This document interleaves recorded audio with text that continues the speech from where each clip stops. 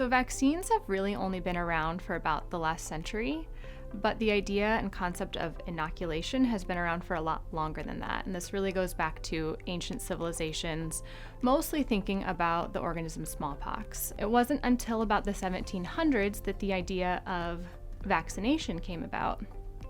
And that happened due to a physician scientist named Dr. Edward Jenner, who realized that milkmaids who had been exposed to cowpox had some level of immunity to smallpox. And so he theorized that cowpox could provide long-term immunity. And he did this by taking lesion fluid from a cowpox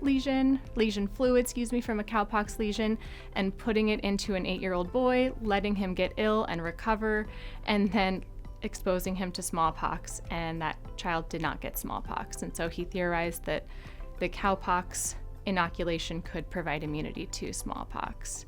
And then it wasn't until about the early 1900s that we started getting regular vaccines, including the pertussis vaccine, and then our big breakthrough was really in the 1950s with the polio vaccine. And polio at that time was kind of similar to how life was for us about 5 years ago with COVID. People were social distancing, people were unable to go to public pools or to birthday parties or to events that were social because the fear of polio was so great. And the polio vaccine really opened up their world again, and so it was hailed as this big scientific achievement because it allowed people to be social again.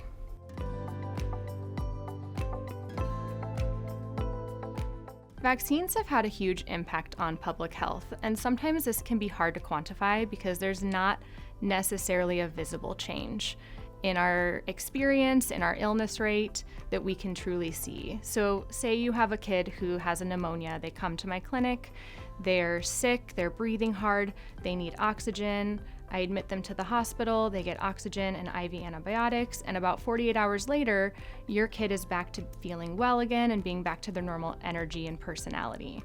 You can really visibly see that change in your kid, and vaccines work a little bit differently because they are preventative. And so we know that vaccines have saved many, many lives by preventing disease, but it's hard to see because you don't know who of your friends or family members would have gotten these horrible illnesses and would have either died or had long-term complications from them. But in terms of the effect on public health, vaccines have saved millions and millions of lives.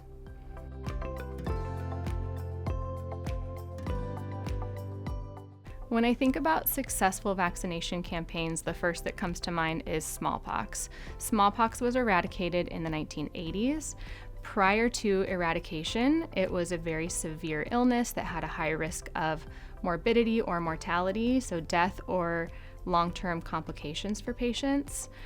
With vaccination, it has gone extinct, and so because of that, we no longer vaccinate for smallpox. In more recent history, we've seen things like the Haemophilus influenza type B vaccine, and I still work with older providers who used to take care of kids with Haemophilus influenza type B meningitis very frequently in the pediatric wards in the ICU when they were in their residency and training programs.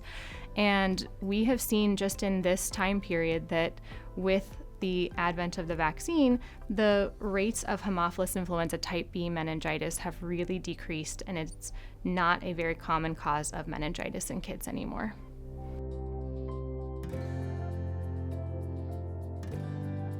There is an immunization group within the CDC that is kind of the governing body of vaccines.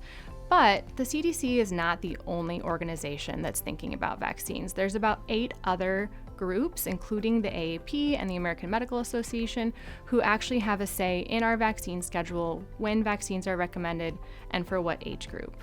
And so I like to think of this kind of as our system of government. So the CDC may be the president, but there's about 4 houses and about 4 senates who all have a say in the checks and balances that go into our immunization schedule of which vaccines and when.